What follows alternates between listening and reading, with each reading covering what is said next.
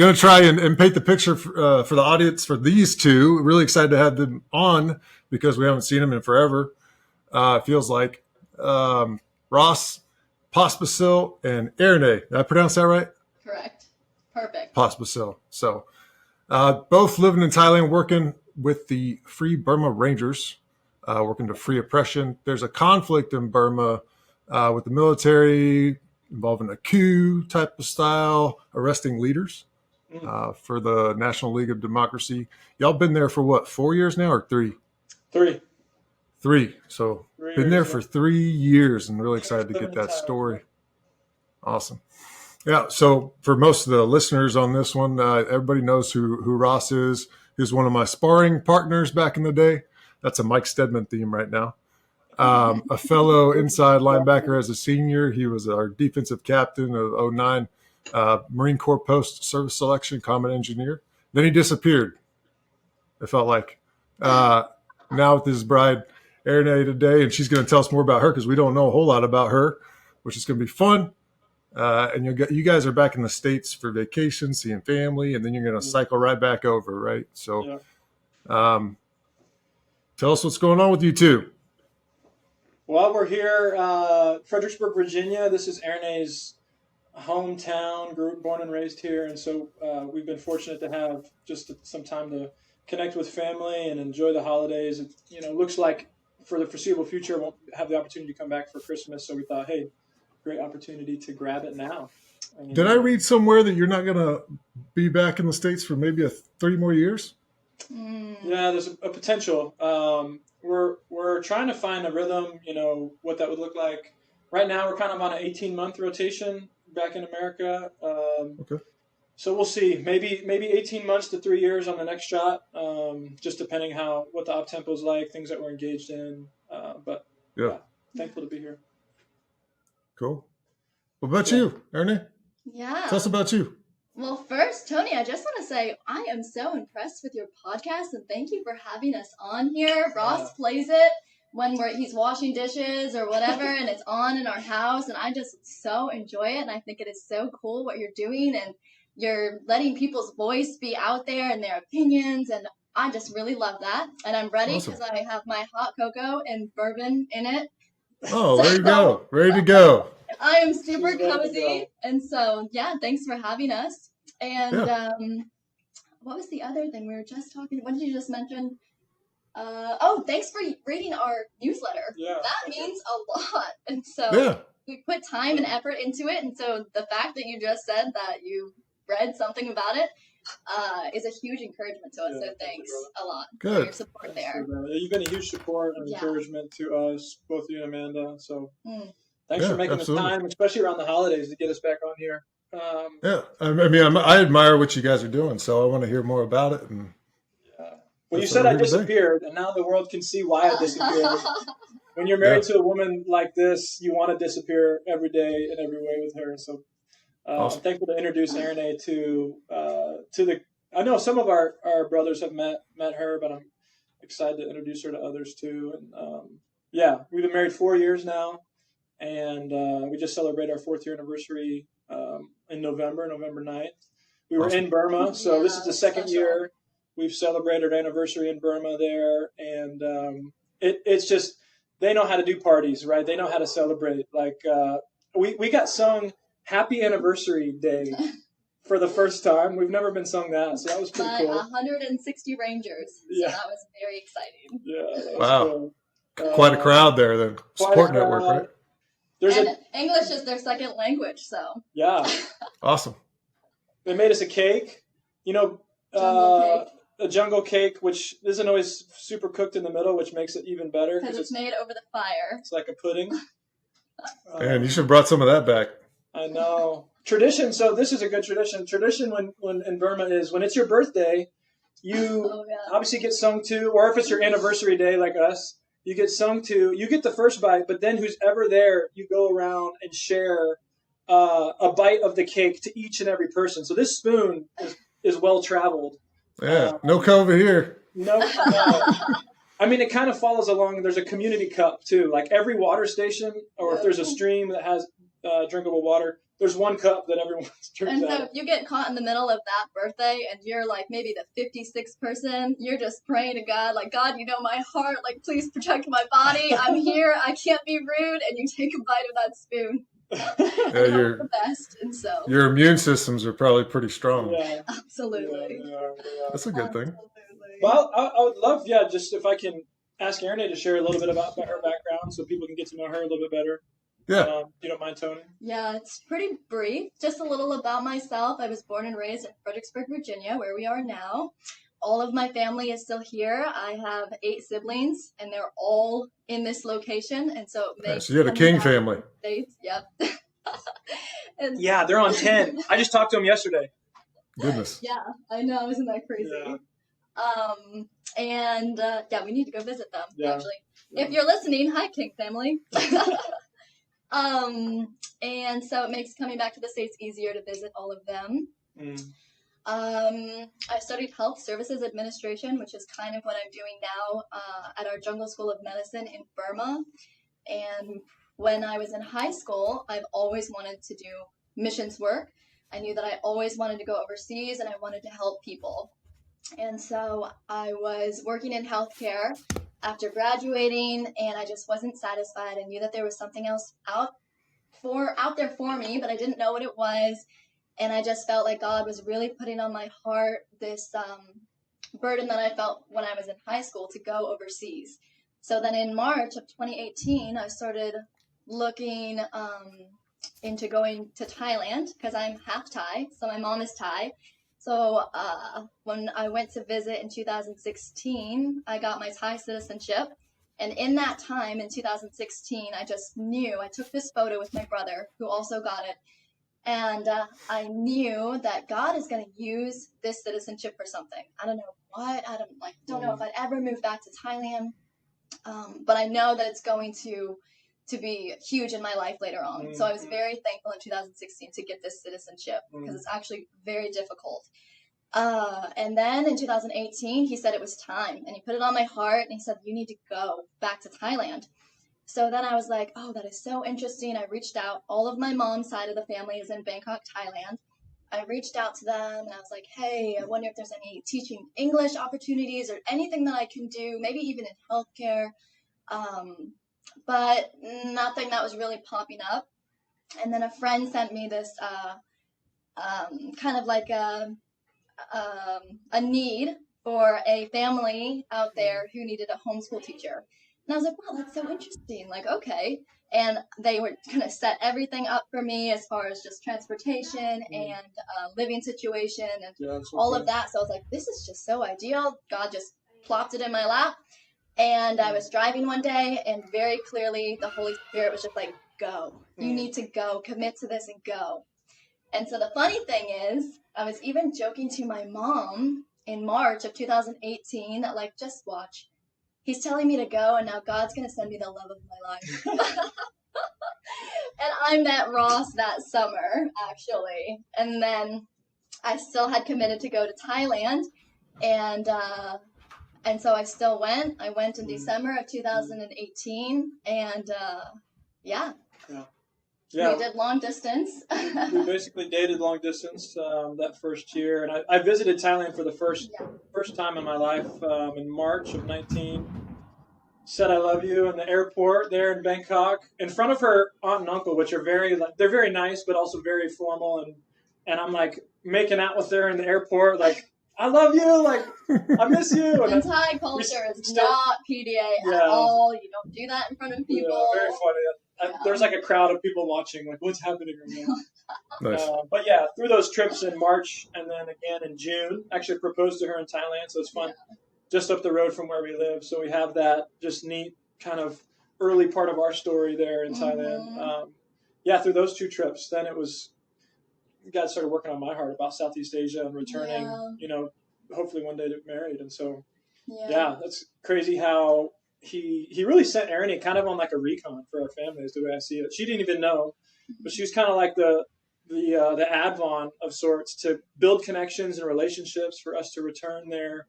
When we went in late 2019, late 2020. We moved there in December of 2020 during COVID, and our initial steps in were all through Erinee, like people she had met. Were able to develop internships and things like that. So, anyways, it's really cool how God wrote that story, and I never would have been over there without her having first gone and introduced me to the culture and the people and the place. And so while I was over there, I was never torn about marrying Ross, but I really didn't want to come back to America because I knew that what I was doing there wasn't finished. And so I remember thinking, because I knew he was going to get out of active duty, I was thinking, like, what are some things that he can do or that he would be interested in? And I sent him the Free Burma Rangers website. And I said, whoa, there's this really cool group doing really cool things. You should check it out. So he checks it out, but we didn't really talk about it after I ended up moving back in September, and we got married in November of that year. And then he still had one more year of active duty. And through this year, I'm just like praying, God, like, take us back to Thailand. God, take us back to Thailand. God, work on his heart. Please, like, let him want to go back to Thailand. And it definitely did. And then the documentary, which if anybody hasn't seen the documentary, there's a Free Burma Rangers documentary. Please watch it. It is so inspiring. And so I recommend that for sure. We watched it in theaters with a friend. And then after we watched that documentary, we were just so taken back. The Holy Spirit, like, they met us in the movie theater, and we were like, we need to go. We need to go there. We need to go to Southeast Asia. We didn't know what. We didn't know if it was going to be with the Free Burma Rangers. So we stopped there. We prayed with our friend Alex, and basically kind of committed ourselves to go back in that moment. And so, that's how it kind of got started to go back to Southeast Asia. And I was like, God, thank you for answering my prayer. This is awesome. I could have never imagined this. And so, that's my background and a little bit of the beginning of moving to Southeast Asia. Awesome. And so, man, that's a good story. Everything happens for a reason, right? It does. Even when we don't think it does, it does. So Southeast Asia, you've been living there for a few years. I mean, tell us more about what's it like living there? What's your day-to-day look like? And what's your, boots on the ground doing? Our home is in Chiang Mai, Thailand, which is in the northern part of Thailand. It's kind of a hot spot in the area for tourists and people visiting the area. Very different than the south. When people think of Thailand, they think of like the beaches, maybe Bangkok, but Chiang Mai is in the mountains. There's a mountain right next to us, and it's a very just low key, chill kind of culture up there. So we're fortunate to call that home, and that's also where kind of our base of operations is for FBR. We spend, we're probably out of Chiang Mai just as much as we live there. We kind of live in some ways like for those of you and I, Tony, and others, very much similar to the lifestyle that we lived in the military with, deploying, if you will, going on missions into Burma or other countries. Maybe 6 weeks here, a month there, and then we'll reset and refit back in Chiang Mai. So there's always teams that are out, but for us specifically, we find kind of about 6 months of the year we've been gone lately. But when we're in Chiang Mai, our kind of daily or weekly rhythm is very much either we're supporting teams that are in the field. This is from a work perspective. We're planning for a future mission ourselves. Our roles also have, work that is required as we're sending things into our medical clinic that we have one primary medical clinic that also trains out of. So Erinee supports them and is always communicating with them and providing support. I've been the medical supply coordinator since we joined, so that's something that's always, there's always requests for medical supplies and always shopping and purchases that need to happen there. And then the last year, actually since the last time we talked, I think maybe around that time, but I became one of our chaplains as well. So for me as a chaplain, there's both there's a element when I'm in Chiang Mai where my focus turns more. It's not on the ethnics that we're with as much as to the local staff. There are, there's local Thai people, there's volunteers like ourselves, and really, what does it mean to care for them, to encourage them, to build them up, create a culture where we're all doing that together. Never is the ministry just one person. It's a team and it's a community. So just finding ways to plug in and just help people build capacity, build resilience. There's just lots of different things going on. We have a very family-centric team, so it's neat, to be able to engage with all those families. How big's the team, like the staff part of it? Ooh, I mean, if you saw on paper, we would say we probably have, and this is including kids, we have upwards of 70 that are probably in and around. But we're such a transient community because people are always out in different places of the world or in Burma or Thailand. So at any one time, we probably have maybe 40 back in Chiang Mai. Okay. Gotcha. So it just changes. Like right now is our operational season, kind of October through, really June, kind of based on the seasons is an operational season where there's less people there physically. Like we're not there right now. A lot of people in other spots. Just because like the holiday season or the weather or so when he means operational, actually it's the training in Burma for the Rangers. It's a 3-month training. So all the Rangers from around Burma come to the camp and then they get trained from October to December, and then they go out on missions from January until early March. And gotcha. So that's operation season. And then Go ahead. I was just going to ask, what does that training look like? Yeah, the title of the training is Servant Leadership and Relief Team Training. So it takes people from all across Burma, different ethnicities, brings them into one space, which just right there is just super exciting because you have people that ethnically maybe have their ethnic groups have not gotten along before. You have people of different religions that maybe have not gotten along before, and now you're telling them work together, grow together. So it's very much like I would say boot camp style of sorts. There's a very regimented schedule from PT twice a day to academic time to we have devotional time obviously every day mixed in there. So everything from classroom to prac app to then the mission is really taking that out. So the goal of FBR, and this is really not the goal, but one of the aspects of FBR is to multiply into the ethnic areas that we serve so that the local people are empowered to go to the people in need around them. And so this servant leadership and relief team training does that.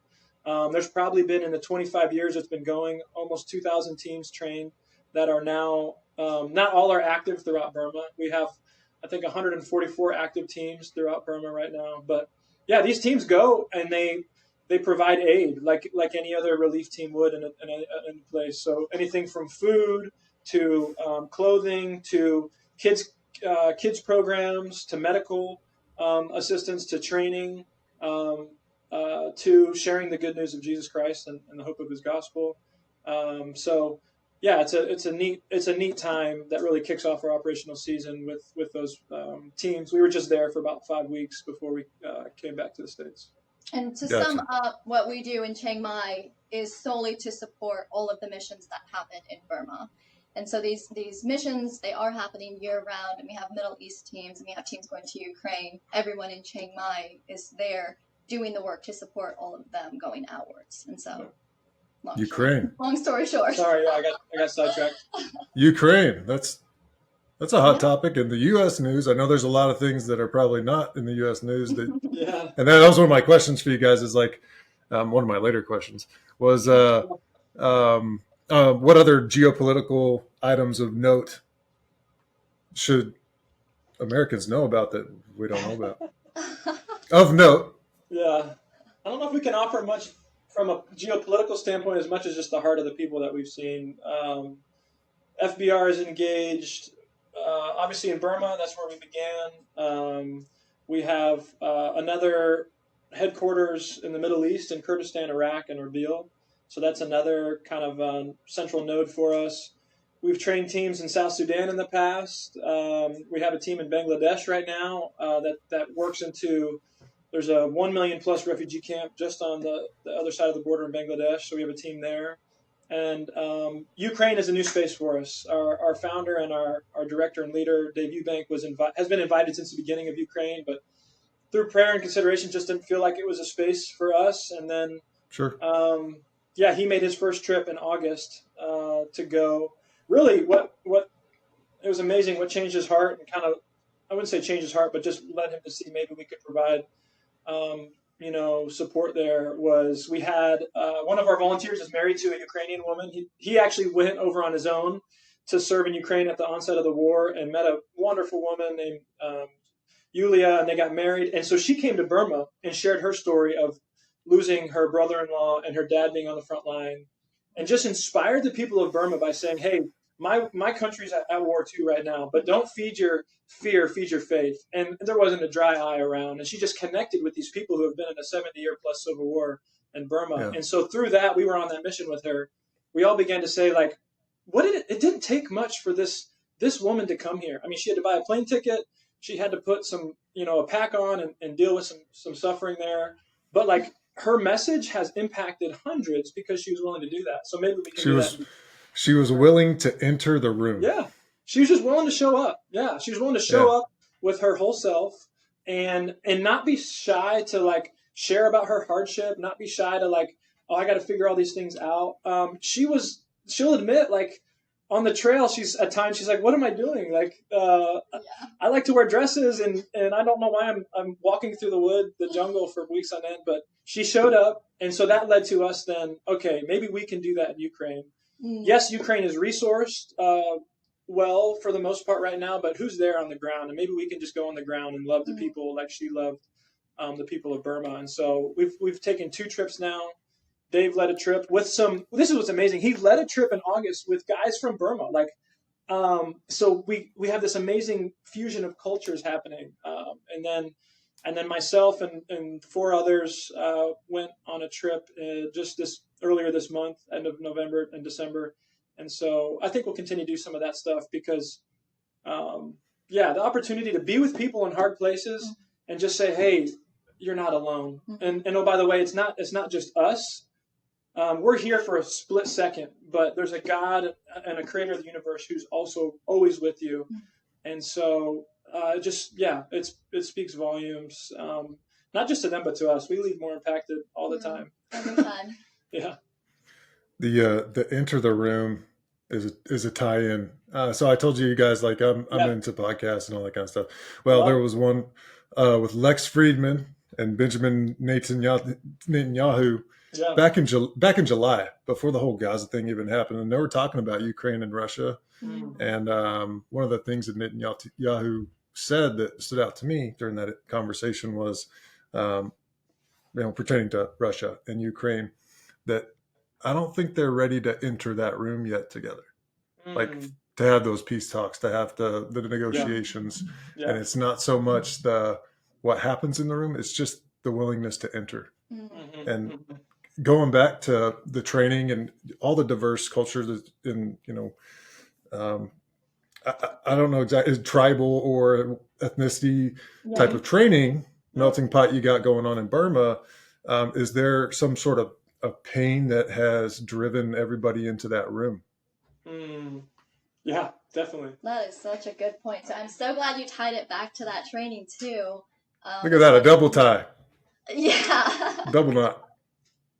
Do you want to touch on that? That's so good. I mean, the coup you mentioned in the intro, the coup that took place in 2021, for some people, this is the first time maybe they've heard about the conflict and the war in Burma, but the coup is really just a continuation of what's been going on for over 70 years. Now, 70 years. Yeah, longest running civil war in the world right now. And you've got grandmothers talking about, I remember when it started.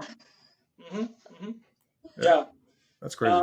I mean, it's been generations' entire existence is to know nothing, especially in the ethnic minority groups, to know nothing but running, to know nothing but losing a house, losing family members to senseless violence and killing. Mm-hmm. And so, that from the outside looking in, yes, there was a ceasefire of sorts that happened in the teens, the 20 teens, if that's what we can call them. Mm-hmm. But there was still there was just a racism taking place throughout the country, and there was oppression and injustice. But if we look to 2021, that's when we see just a big turn. Mm-hmm.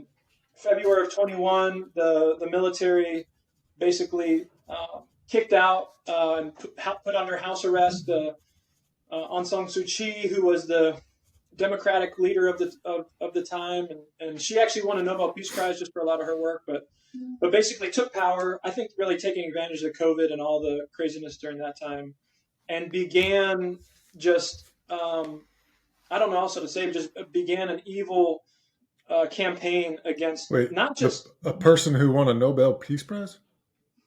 Yeah, no, the person you're saying, the person that got put under house arrest won a Nobel Peace Prize in the past. Okay, yeah. Understood.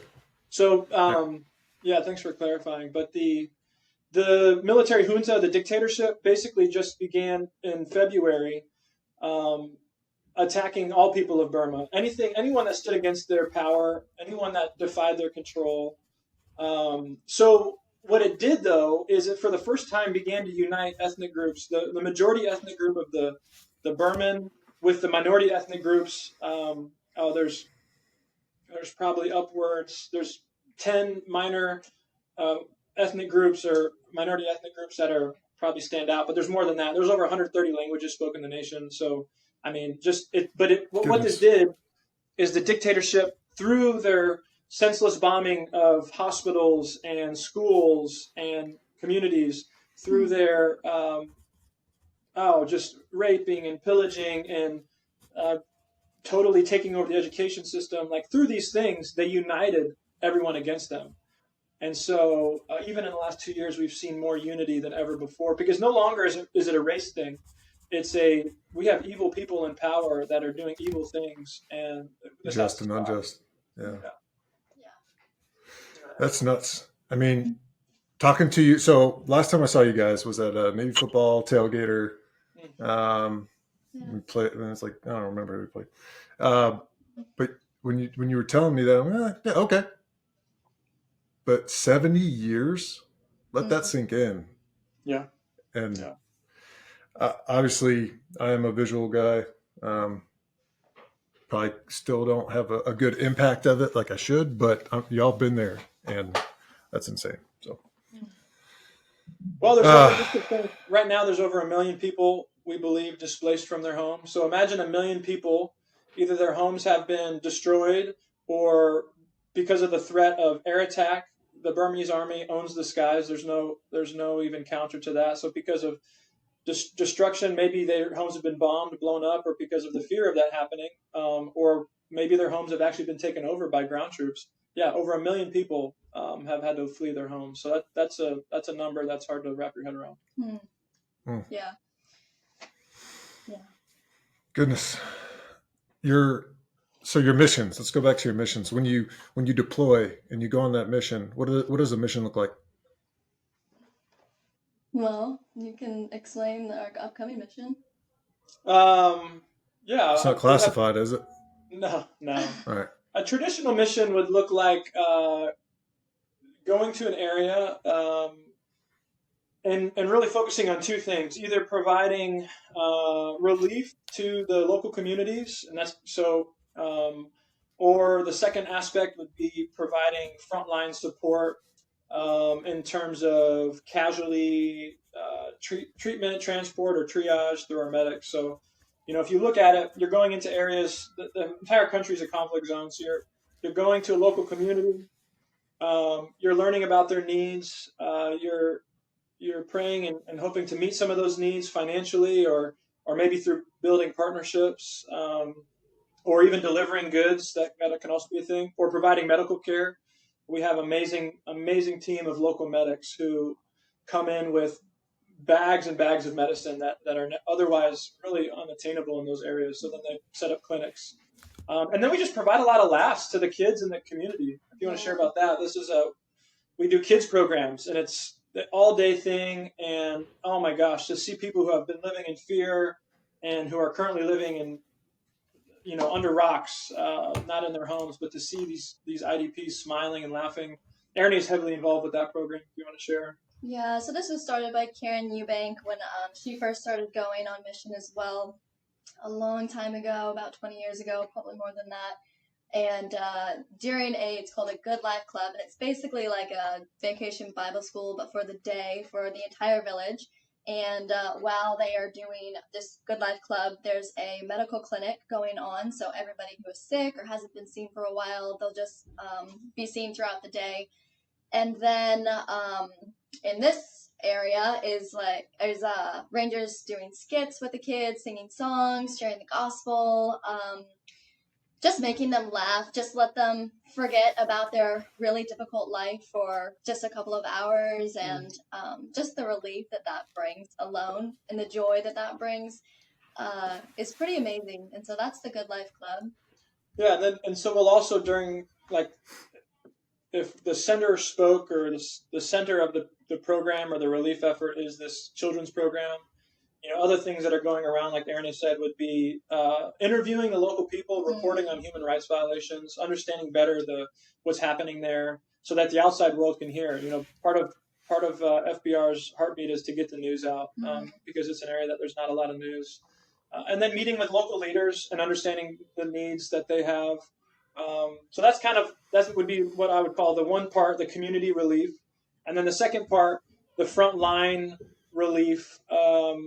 Is again driven by what's happening in terms of the conflict in the area. What needs do the local military have? And it's always on the medical side. So because of the capability we bring, we typically have, in most areas, a really good transport. We've purchased or brought our own trucks if we're not walking.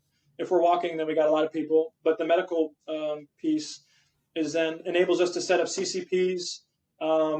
Provide transport from the front line to those CCPs and help to triage. And so that capability also is a blessing. Neither of us are medical background. We can drive a truck, we can carry a person, kind of thing. That would be the way that we get involved. If we haven't yet, but that would be an opportunity that we're available. But so kind of split between the community and then the frontline piece based upon what engagements are happening in battles. When you're talking about, this coup and, the kids living in fear, I'm guessing they're fearing some, bad guys coming into town and doing, what they do. So is this something that you kit up for? You put a depends where we're at. Yeah. I mean, I would say, let me ask, how would you define kit? That would be my first to understand better. Kevlar and helmet. And something to return a message with. Jungle, as you would think. Yeah, actually, in Burma, just because of the nature of it, we don't wear Kevlar or helmet. You lose so much mobility, and it's so hot. Sure.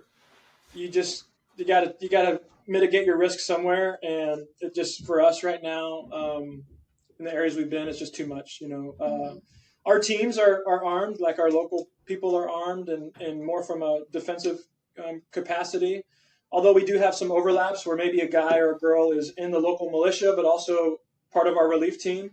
So they'll also, they'll have multiple jobs at times. So I think, we always are with the local people to make sure that, one, we are empowering and supporting their efforts, right? We're going to leave in a week or a day or a month or whatever. So we don't want to do anything solo. But then also, it just makes us more effective working together and helps us to understand the situation. And so very gracious. We have amazing teams, and being tied into local militias and things like that help us to have a better understanding of troop movements and all that. But, so you've never had to deploy a QRF type of capability to prevent something crazy? No, we don't even. That's good. Yeah, we don't train to that level. Now, many on the Western side or the volunteer side, I would say we're probably, 70% former military? Mm-hmm. So, having so many former military, we have an understanding of what that could look like and what that would entail. now, like when our guys were operating in Iraq in the Middle East during the height of ISIS, ISIS's push in 1819 timeframe, they were fully kitted up. I mean, they're similar to how we train, maybe Kevlar, flak. Again, the primary thing they were doing there is providing medical to the Iraqi army. But Gotcha. when I was in Ukraine, I did put a kit on just because we were inside.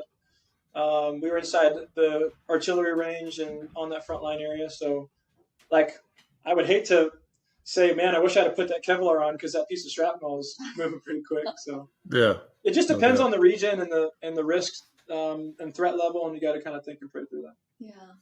I got you. Well, cool. Intentions. Obviously, you're going back, right? Is there a timeline? Is there a timeline on it, or you just follow in that heart? Like, where do y'all see where do you see yourself? Now. Okay. And every time we come back to America, actually, we realize more and more that we just don't have a life here anymore. Yeah. And so it's definitely home for the unforeseeable future. And we're going to just continue to do the work God has called us to do until he says, don't do this anymore. And so, that's home. Speaking of America and talking about a mess, is there a social media impact over there? Yeah. Okay. How much of that? Like, so all the, different ethnicities and people coming together, coup versus the people. Like, is there a propaganda war? Obviously. Yeah. A propaganda war? Yeah. Well, like, coup versus the people. Oh, this person spoke out. We're going to go hunt this one down. Like, maybe not. I would say that the propaganda war would be actually China feeding other countries surrounding Burma the propaganda about Burma. And so China just wants to see a fall in Burma. They have their own agenda for themselves. But I would say that that's where the propaganda is. And I would definitely say that if they were to find anything on any of our ethnic friends' social media, and this has happened multiple times, that they would go to jail immediately. And so they have gone to jail for years because of it. So I would say yes. But there's many different. They heavily leverage social media, and they're on Facebook. Like ethnic groups? Yeah. Yes. Facebook is their spot. I mean, they're on Instagram too, but Erinee was just looking today. A friend of ours that is one of the commanders in Kaya State, which is a state in kind of northeast Burma. I mean, the commander's putting out like, hey, Burmese army, you have two options. Either surrender to me and my crew, or we're going to kill you. And so there's definitely engagements. And sometimes you see people that are friends, like maybe one guy grew up and decided to go to the Burmese army, the other stayed, and he's fighting the resistance. And so there might be a connection there. But yeah, there's a lot. They recruit through social media. They try to speak out against disinformation. Some people create disinformation. So all the different things. But I guess I wouldn't call it war because the ethnics are going to do this regardless. The military coup want to kill them anyway, and they're going to just mortar them until they're done, until there's no Burma, I feel like. And so they don't lose anything, but I feel like the people who are living in the city in Yangon and who are Burman people, ethnicity, they have something to lose because now they're all fleeing to the jungle. If they speak up or if they protest, they're living in the jungle, which they've never done before in their life, and they're actually relying on these people, other ethnic groups, which they usually or used to look down on, and now they're taking care of them. And so it's a huge cost for them. And then there are people who are in the city who still have not spoken up, who are not for the military coup, but they want to live peacefully there. And so we have friends doing all of the above. And so everybody's playing a different game, I guess. I think about, it's not through social media. This is interesting. We found out through some of our friends who are Burman, but are part of the resistance. They've left the city centers and they don't want any more of this military junta. Yeah. They shared, I mean, these guys and girls are early 20s. They shared about growing up in the school system, being taught that some of the minority ethnic groups, like the Karen people who we work with extensively and have the work that FBR does in Burma would not happen without the Karen people. Right. But they were taught growing up that the Karen people are cannibals. Like they're being taught in the school system, these people are savages and cannibals and should not be trusted. And so they call them ringworms and all these evil things. So the level of racism that's been embedded in even the education system is ridiculous. So that's the way it starts. That's the way to get them. Mm-hmm. Right. Yeah. Goodness. So over the past couple of years, since the last time we saw each other, any cool, I don't want to say cool, any interesting or very impactful events, stories that you guys went through, that really made you think, Mm-hmm. I mean, just the ability and the opportunity to go into Burma and to witness some of the things that we have witnessed is never to take for granted.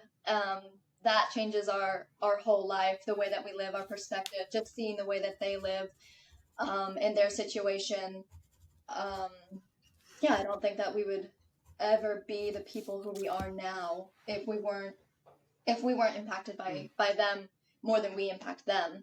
And I think that seeing the way that some of their hearts are so soft, even to the point of forgiving enemy and forgiving people who have killed their family, and seeing forgiveness given is something that never really came naturally to me. It wouldn't come naturally to me either.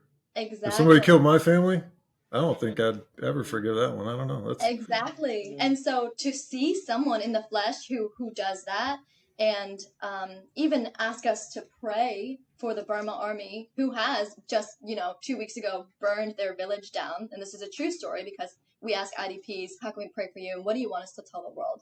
Please tell the world to pray for Burma. Please tell the world to pray for the Burmese army.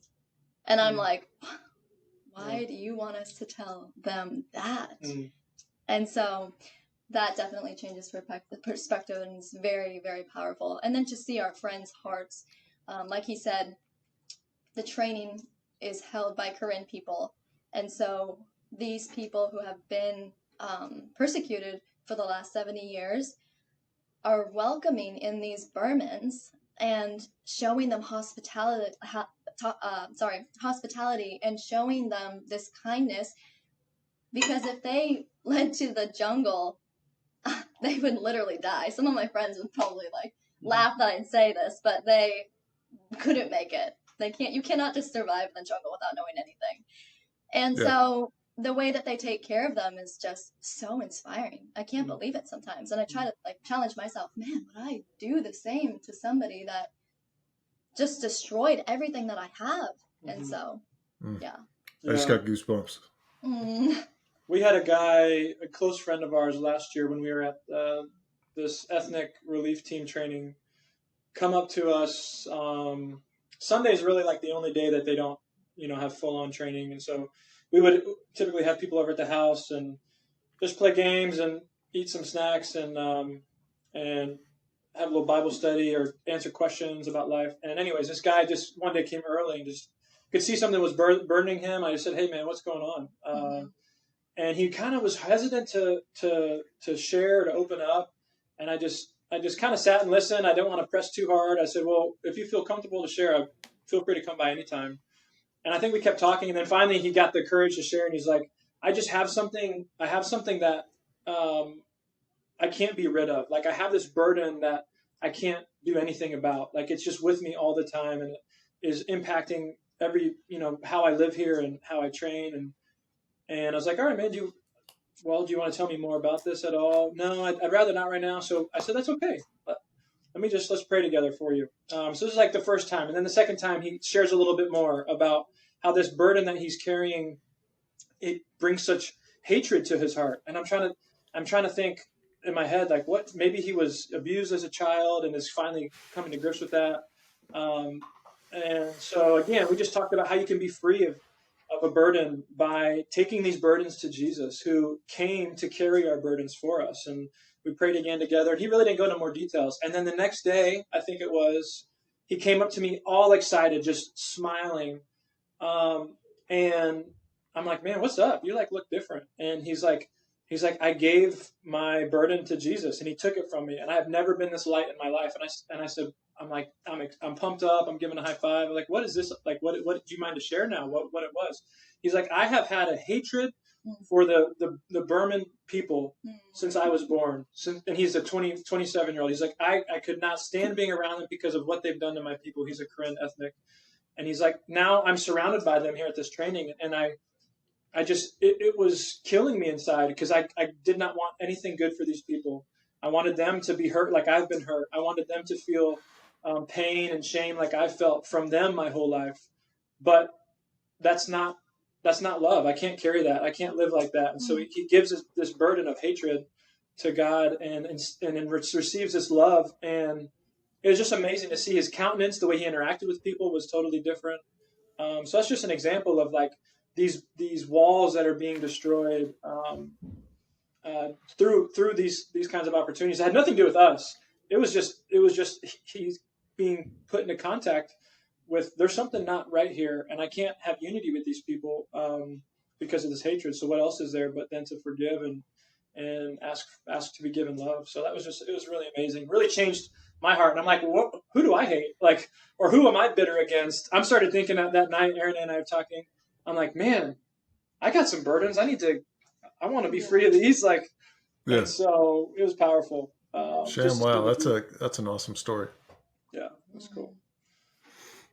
Any more similar type of impacts that you walked away from and was like, that was good, that made the last 6 months worth it, or whatever it was? Oh yeah, I would definitely say, and I'm going to be a little vulnerable here, because prior to working with Free Burma Rangers, I didn't care about Burma at all. I didn't care about the situation. Honestly, I didn't know. I didn't even know about ethnic groups or anything like that.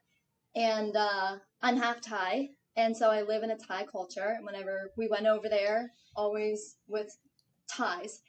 And Thai history and Burmese history are not great. And so Thais are not huge fans of Burmese people, because a long time ago, Burma went into Thailand and burned Ayutthaya, which was the capital at the time.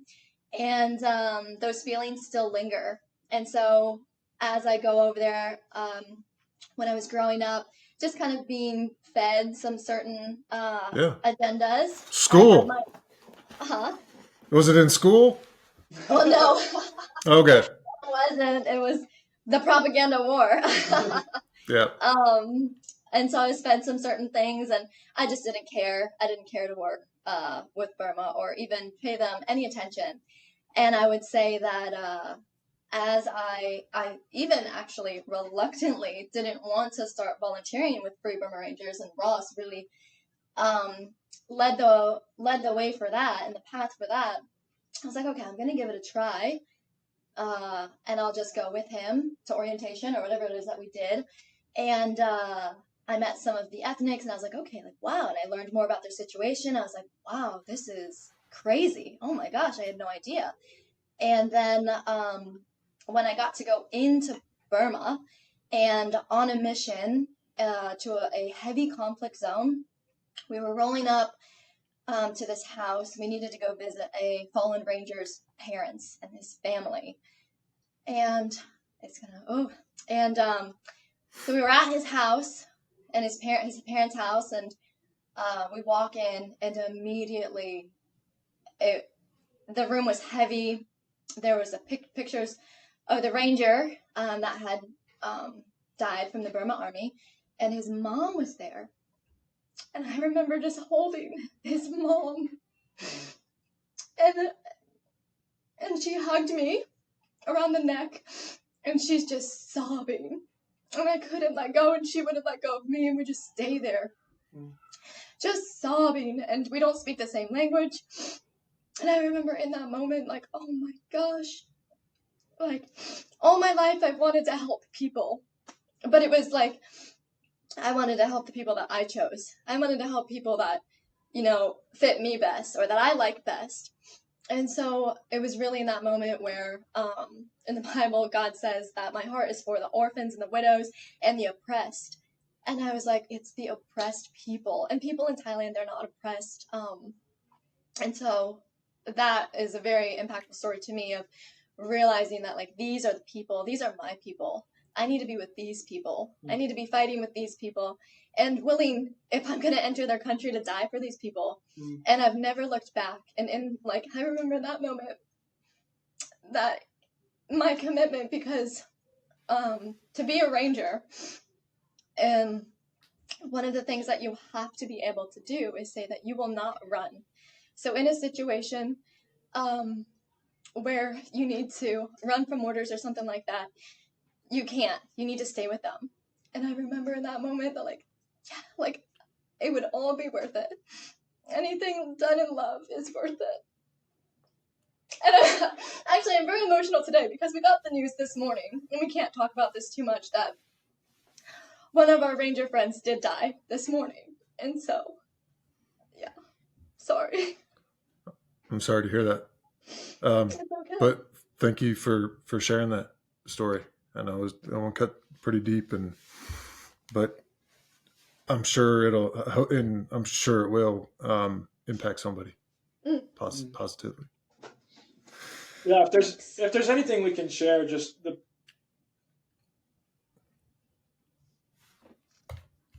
we have a way of looking as Americans, I think, at the world, and we have a way of I'm guilty of this, and I'm the first person guilty of this, a way of seeing different people groups, the way of seeing situations and making our own judgments about that situation or the people that are involved in it. And that's human nature, right, to do that.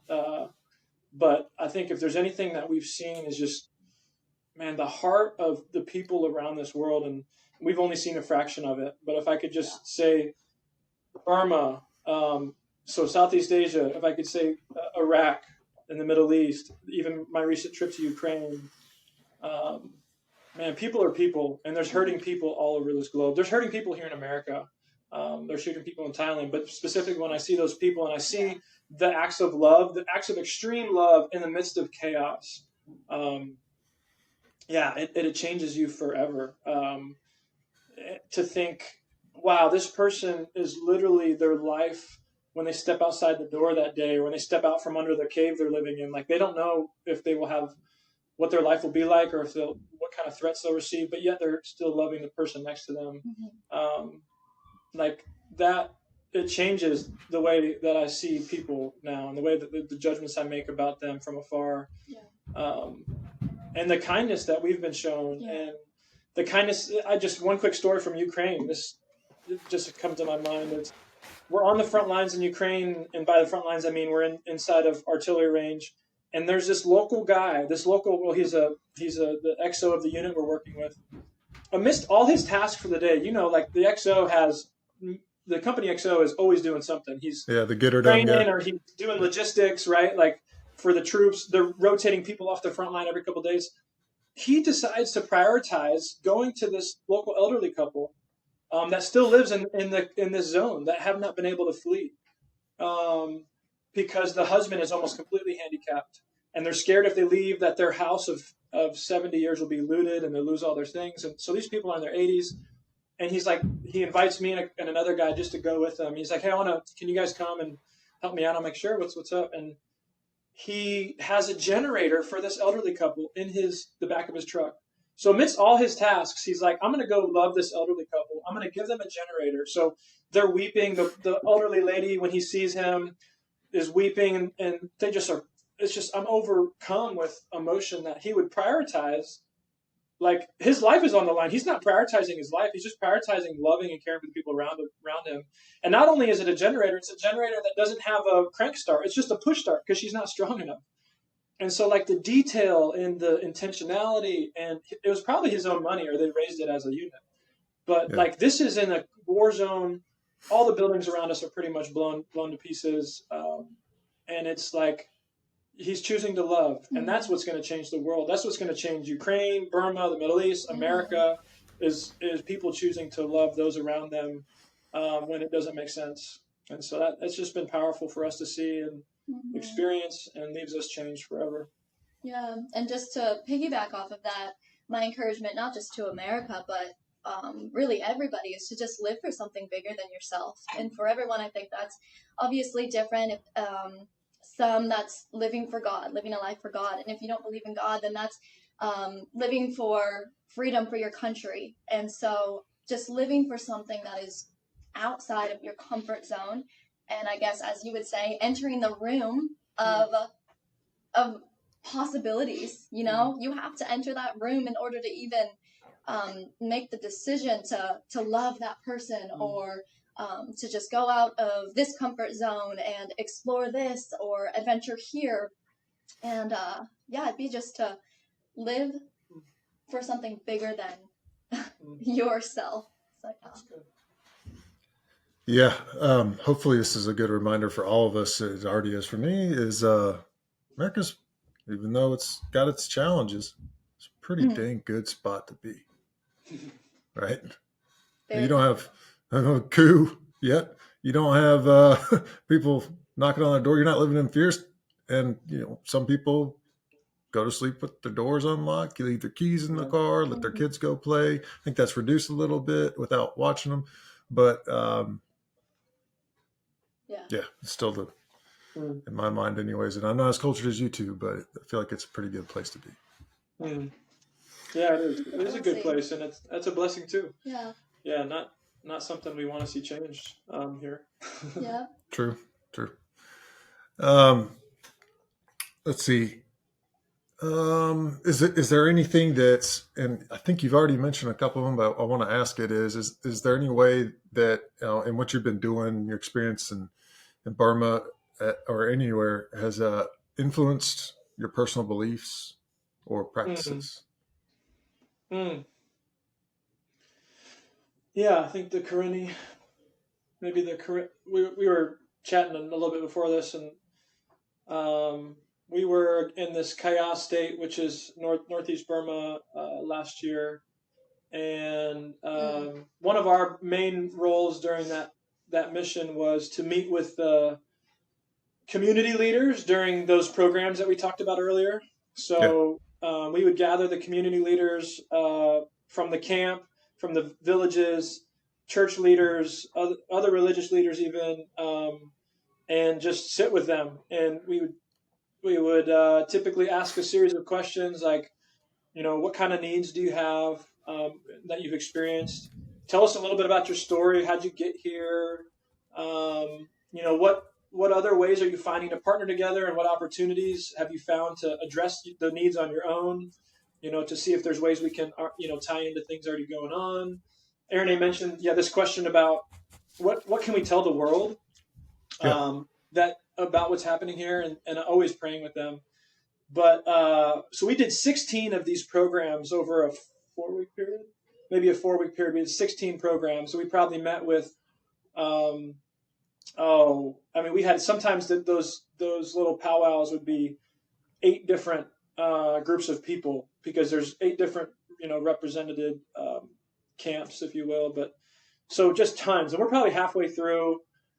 And each program or each meeting, we would end up giving away, and we had a bunch of cash with us, or would help connect them to others that could support with material needs. But we typically we would give something. We don't want to leave them empty-handed. We came here to provide help and hope and love. But so the help piece, we're like, okay, hearing their needs, understanding how we can try to meet those. And let's just be honest, like, it feels good to help people sometimes. Like, it feels good. Yeah. And so we're like a couple in, and we felt like we're actually helping people, like people who could not get water or food. Now we've given them something at least to bridge the gap, to help do that. So we felt good about that. But we got to this particular halfway point, and the needs were so great. There were so many people involved that we just felt so low. Like, even the cash couldn't fill every cup. Yeah, we're like, we can't even scrape the top of their knees with what we've brought with us. Little FBR, and it was very hard. I didn't feel good. It did not feel good to give that day, because it just felt like it was like, again, we couldn't even touch what was going on. And so I remember Erinee and I both just feeling that weight. We're riding back in the truck, going to another place afterwards, and just feeling really heavy. And I remember a friend of mine, Sky Barkley, who's been with FBR a lot longer than us. He looked me in the eye and he said, "Brother, like we don't serve the needs of people. We serve God, and we follow where God leads, where leads us to do the best that we can, but we have to entrust all people to Him."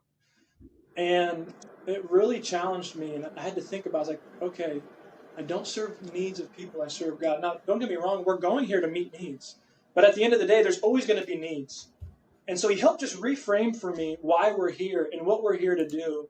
That we're here to, yes, bring bread proverbially, but at the end of the day, if we don't share the hope and the love of Jesus with these people, then we're falling up short. And so it really challenged me. Does God meet my needs? Like, will He help me when I'm hurting and struggling, even though my needs don't even compare to these people? And the answer, I believe, is yes, He does.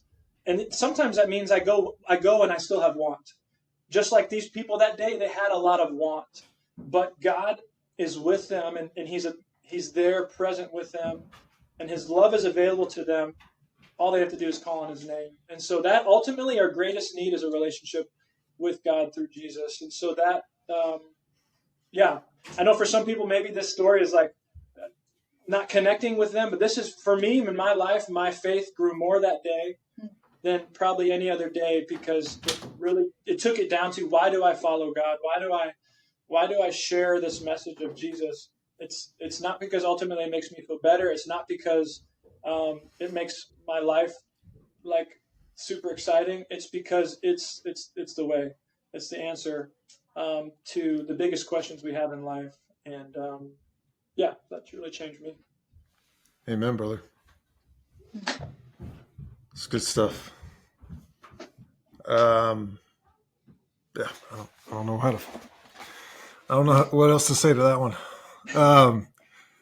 Let's see. So sharing that message, going out to multi-ethnic, lots of different types of people. Have you found an approach, a certain way to try and connect the best? And also, has there been one that's just, that doesn't work, I'm not doing that again? Go ahead, Ross. I feel like you have an answer for this one. I feel like Ross has something to say about this one, so I'm going to let him take this one as well. Erinee always thinks I have something to say. I'm just kidding. I mean, this is something, I think first is just, it's funny, you think about sharing. Okay, I need to have all my ducks in line. I need to think about information. But to be honest, it starts at the heart, and it starts with listening to the people that you're with. Even if that's for a minute. Like some places we go, we're not there very long. But regardless of how much time we have on station or at a local places, it starts with listening to their story, listening to their heart. Where are they at? Practically, what's going on? And so I think if there's anything we've learned is not feel the need to like pre-script things, not feel the need to like have a 3-point sermon to give at the same place, every time. It's just going in and listening. It's through prayer, trying to listen to understand where they're at, and also realize, making a decision to follow Jesus. When you come from a worldview that has no understanding of, kind of a Christian worldview, that decision to follow Jesus is a journey. It's not like like just a check in the box, one and done. And I think we can learn a lot about that in the West here too. It's not just like, I get out of jail free card. There's a relationship that's being built. So I think in terms of listening to who they are, where they're at, respecting what I'm hearing. And so, even we talk to a lot of people of different faiths. Hey, are you okay if I share with you where my hope comes from? And so, like, not just kind of word vomiting all over people. It's helpful that we speak through translators a lot of the time, because that can give time for people to think and kind of disarm the situation, and for us to be intentional and pray and think. But So I think there's no like formula. There's things we've learned, and it starts with listening to the heart. It starts with respect. It starts with and also not being scared to give an answer to every question that in any question that we get. Just speaking boldly and I don't know. Those are a couple things. I don't know if you want to add anything. Yeah. No, just want to say, isn't that amazing that to soften someone's heart, it's just to listen to them, to ask them questions, and to respect. And I feel like, wow, I don't feel like enough people really quite understand that. Instead, I feel like it's quick to give the opinion, to shove something down someone's throat, and be rude about it. And so, yeah, I think that's worked for us. It's just listening. And love goes beyond a decision there. Like, love goes beyond like, again, if they continue to choose to, like, worship the spirit or follow Buddha or maybe be atheist, agnostic, like, our love for them, our partnership with them doesn't change. And so, like, walking that out is important as well in that, all throughout. And that's where, like, it's a relationship again. So I think those are just some things. Like FBR is a multi-ethnic, multi-faith organization. You're not going to hear the same conviction and passion about Jesus that maybe we share from everybody, and that's okay.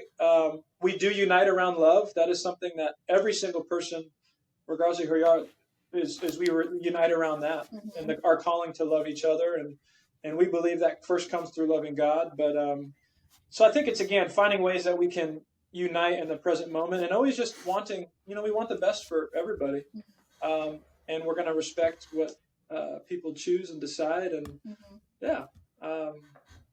but we're not perfect. We've learned a lot of these things. We've learned probably from, at least me, from making mistakes. No, but you gotta no put doubt. yourself out there.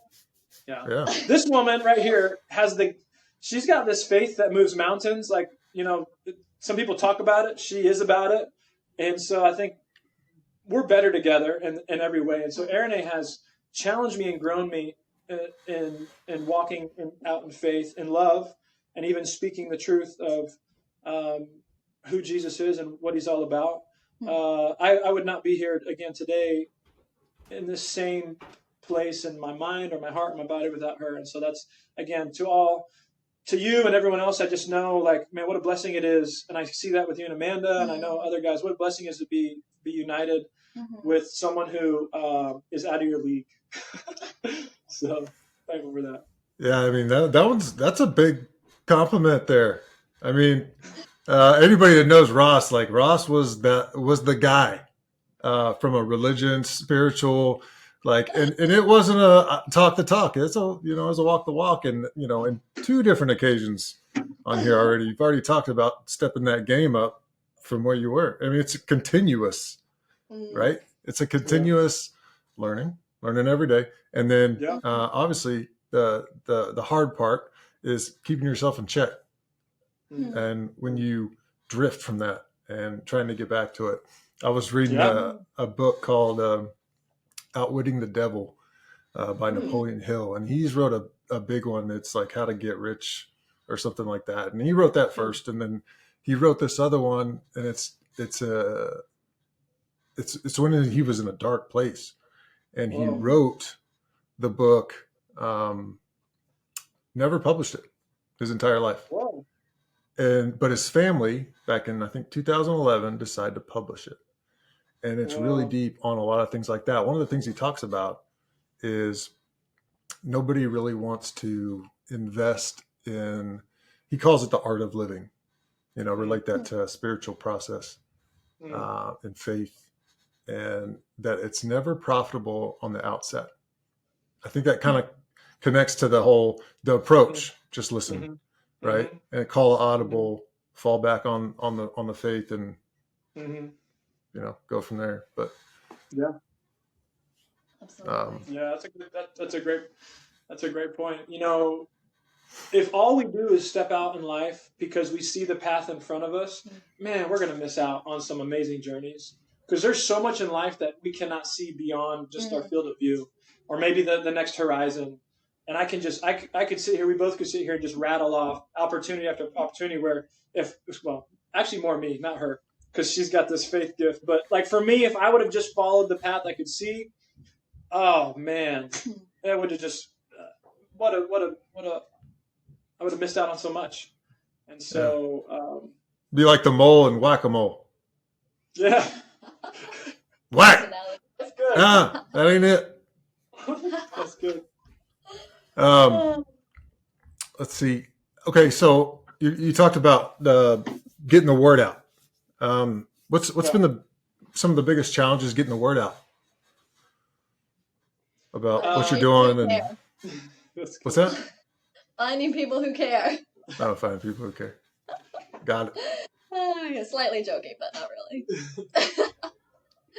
Yeah, but I think just context can always be a challenge.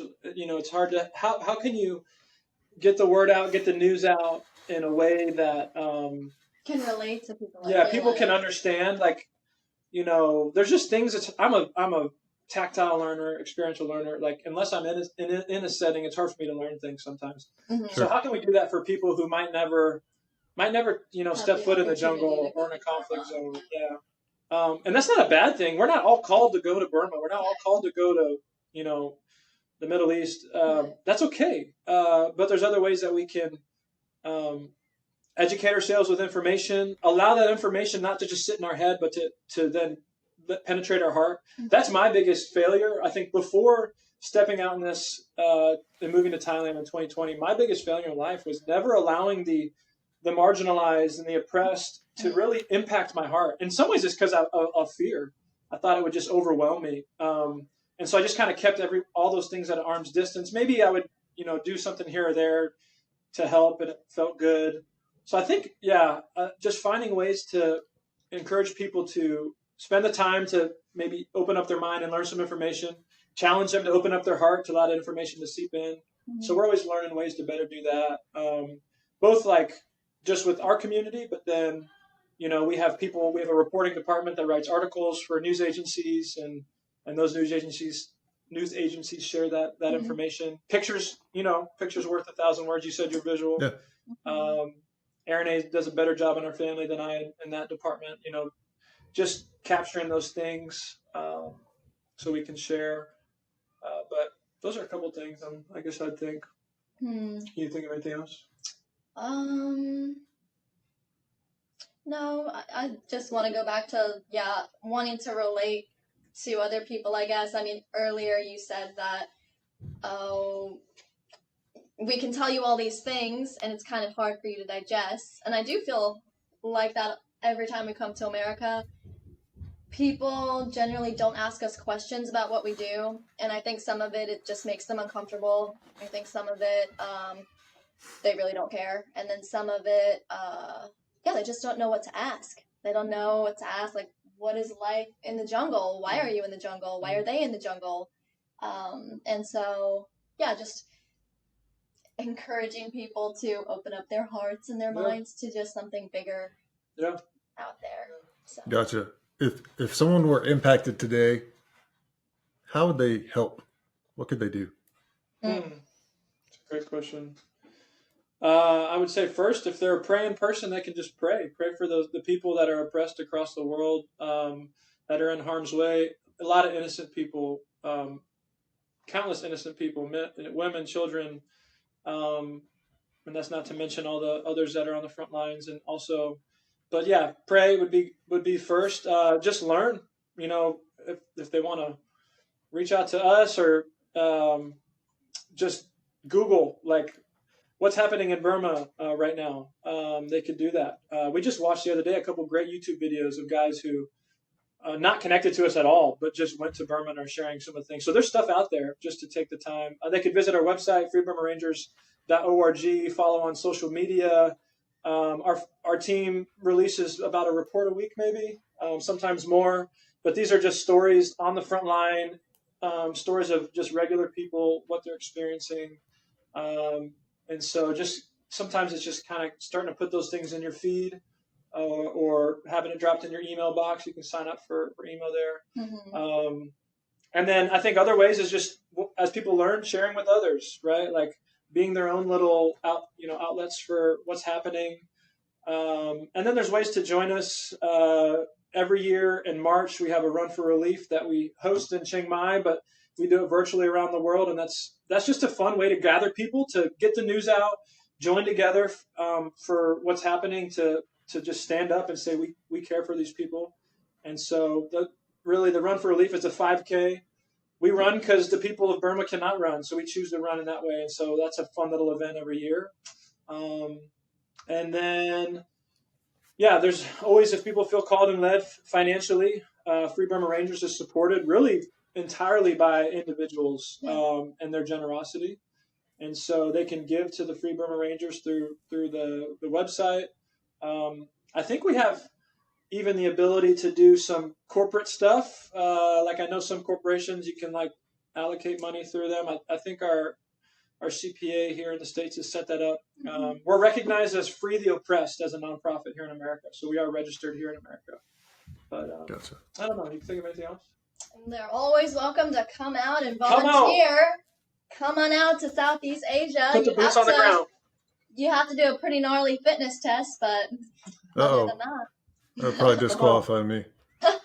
You don't have, but there's other ways too. So come on, visit. Chiang Mai, Thailand. If they're ever there, we're always you always got a place to come through, and in time, hopefully, maybe one day. Yeah. Bring the family on a vacation.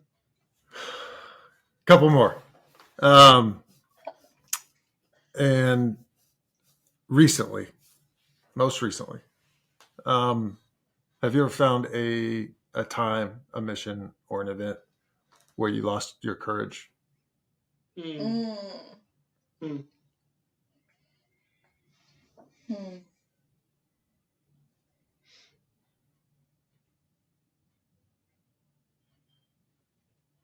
don't know. Maybe I'm naive, but even like lost my courage. I have an example once you're done. Okay, go ahead. Go ahead. Well, I don't know. Like when I was on mission in Erinee, you hear all of the mortars and you feel it when you're sleeping, and the ground shakes and whatnot. And you're traveling in the back of trucks from place to place, and you're walking for days, and like Burma army camps around, and all of this stuff, and that there's conflict zones, and that like an airstrike, that's the number one, is airstrikes anytime. And so that like there could be a potential airstrike. But maybe it's just naive of me to think that, I'm not even going to say this naive, like I truly believe that if God wants me there in that moment, he's going to do what he wants in that moment. And so I feel like I personally also never have like really been in a lot of danger ever, and so no.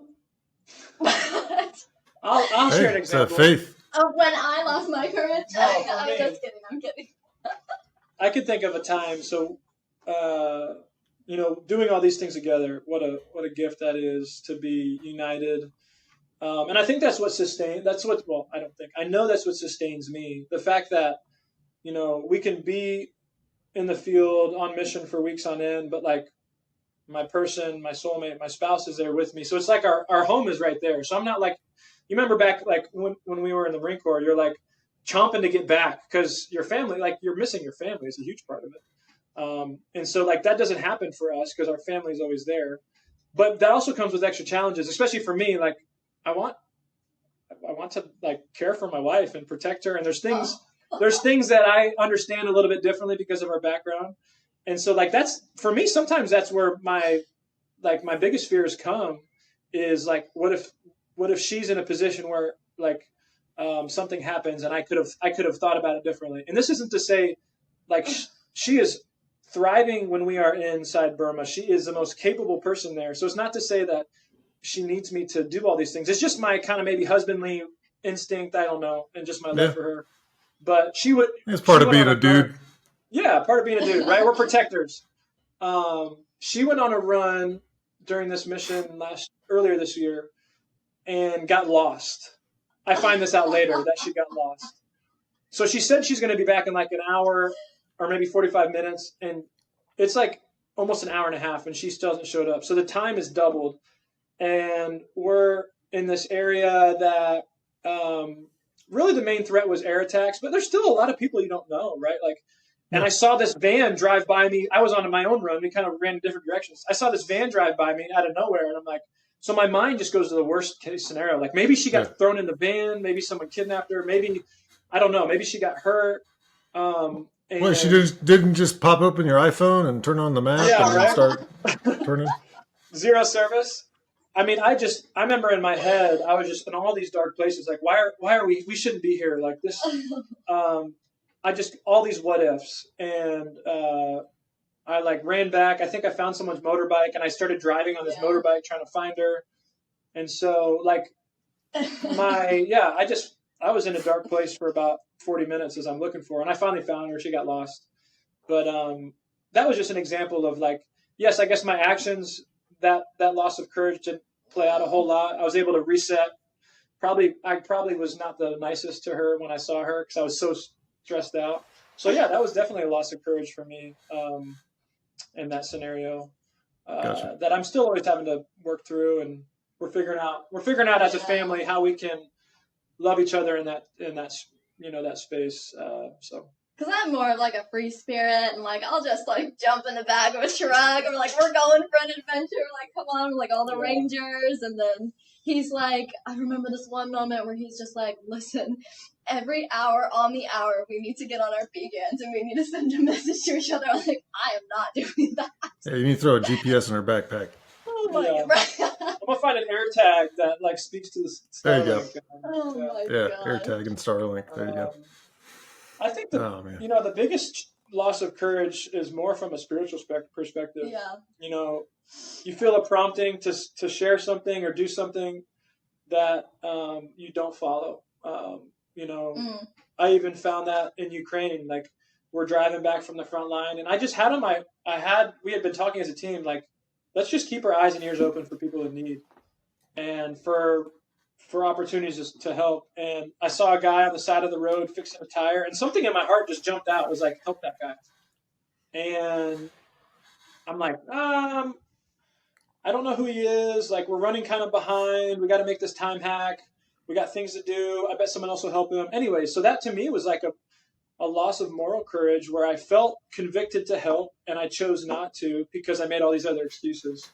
Now, I don't know what would have come of that, but like those are the things that weigh on me more than anything. It's not the like courage from a physical standpoint. It's not courage to run into fire, though I've never even had that option. But like it's the moral and spiritual lack of courage at times that I just have to say, you know what? And after actioning that moment, I just had to say, Jesus, I'm sorry. Like, I don't think I didn't follow there how I felt you prompt and lead, and please forgive me, free me of this burden. And he's faithful to do that. But yeah, that'd be more than anything for me in life is those. So. And for the physical, maybe it's because we don't have children, or maybe. Yeah. Yet. Yeah. That's my last question. When y'all gonna make some baby Pospisils? Well, the Kings are making so many that we even we're need just gonna let the Kings continue to. Do you remember Cal Delahook? He just had his 7th. Goodness, I need to get him on here. Yeah, that'd be a good one. Funny story, real quick. Last year when we were in Burma with a friend, this woman asked when we were leaving, like, Erinee, when are you and Russ gonna have children? And Aaron, what'd you say? I was like, maybe next year. Like, maybe next year. Yeah, maybe next year. So we show up, 10 months had passed or something? Yeah, next year. You show up next year. We show up next year. And the first thing she says to Erinee in like broken English, she was like, Erinee, you forgot your baby. You told me this. I told you this? I remember. Oh, man. No. I'm acting like the lady. Oh, yeah, that's right. Yeah. Yes, she was like, you told me this. You're going to have a baby. You must have forgot it. So she's funny. Gotcha. Well, Russ, I mean, I don't pick up hitchhikers around here, especially because there's a prison pretty close by. So don't let that one burden you too much. Maybe I should rethink that one. I don't know. But you know what? Sometimes things happen, and you feel like I should do this, and there really is nothing that makes sense why not to. And so I think that you're right. But for me, that was one of those moments where there was nothing preventing me from doing it outside of my own excuses. And so that's why it hung with me. I got you. Cool. Anything else that you guys want to share before we close this thing up? I think I shared enough. Sure. Man, just thank you for the opportunity. Yeah, thanks for getting on. It's like Erinee shared. It's hard to know. Like, we always want to be sensitive, and we want to hear what's going on in people's lives. And I'd love to actually sit down and chat with you and hear what's going on in your life. But I think just doing this is healing. I don't know if that's the right word. What the right word? It's good for us to process. It's just good. It's good for us to process. So thank you. Yeah, your questions are just so thoughtful, and it really helps us to just think about some of the things that we've lived in the last 3 years. Yeah. Like I said, some people wouldn't think to ask. Mm-hmm. And so when we get asked really good questions, we're like, wow, I didn't know this affected me like this. I didn't know I was impacted in that way. I didn't know that I loved this person like this. And so, that is just so appreciated, and hope you continue to ask good questions, and that people would learn from you and asking really good questions as well, Tony. Yeah. Well, I'm not the guy to ask. That's why I get you guys on here, so you can tell. And you got your own good stories, brother. When are you going to get interviewed? When are you going to be in the other side? Have someone feature you on your own podcast? I was just texting someone about that the other day that wants to do it. There's a guy I used to work with. His name's Bruno Garcia. Yeah. Worked with him at the old job, and I might soon. I got to finish up a few books first. Okay. All right. So, but awesome. You guys got on here, and it's funny you bring that up with the whole healing thing, and a lot of people have when they do this. And Erinee, when you were talking about coming back to the States and finding people that are interested, I always think about, I go back to the, sometimes we feel cold about a situation because of that, like, oh no, people don't get this. They don't understand. All right. Like, I explain this whole thing, and then they're like, oh, okay, on to the next one. Makes you feel cold a little bit, doesn't it? Yeah. So, thanks for warming up today. Oh, that means a lot. Yeah. Because you're not alone in that. It happens all the time. Very different circumstances, very different situations, but for y'all's situation, grateful you guys are over there. Grateful we got you on here today to share it. And I know a lot of folks are wanting to know what you guys are doing, because it's definitely different. Oh, thanks. Yeah, we're all in it together in different ways. I think if there's anything encouraging to give to anybody is, right here in America, there's ways we can love the people next door, support them, support the people abroad. And so it starts with one little decision and a step. And so, we don't see what we're doing as any different. We just have decided to step a different direction. But there's value to everyone's contribution. Yeah, and I guess one more small encouragement to everyone, too, is that even being back in America, and there's the news, watching the news, there's a lot of dark things, there's a lot of bad things, and I feel like it's all negative, that people can just trust and believe that there are people on the front lines who are a light and who are just changing the situation of those war-torn countries, and who are so thankful and have so much gratitude for the people that are just rooting for them, who are praying for them, who believe that they can win, whether that in Syria or Ukraine or Burma. People know when you are running for them, for relief, or you are praying for them, and to even share, this interest in our friend who wanted to put us on a podcast. We'll tell our friends about this, and it's just so encouraging, like, oh, why would they want to know about us? Why would they ask about Burma? And so, in the situation. And so they are out there, and they are lights, and there is more good than you will ever see on the news, and there's more good than evil out there. That's and good. It is winning 100%. That's good. 100%. So. ShamWow. Awesome. And amen. Man, I really appreciate you guys getting on. Again, thank you. And y'all have a good night, all right? Thanks, brother. You too.